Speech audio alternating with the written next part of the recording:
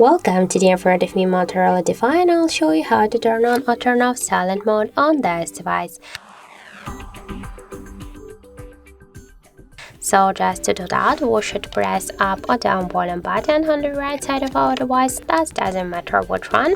After that, you will see here the bell icon. Just click here twice on the bell icon and you will see here that the calls and notifications there will be muted. This means now that the silent mode is activated on our device. If you want to turn off the silent mode, just click once again on the up or down volume button. That doesn't matter, and click only once here on this bell icon. We can see now that the calls and notifications they will ring, and so that means that the silent mode is turned off.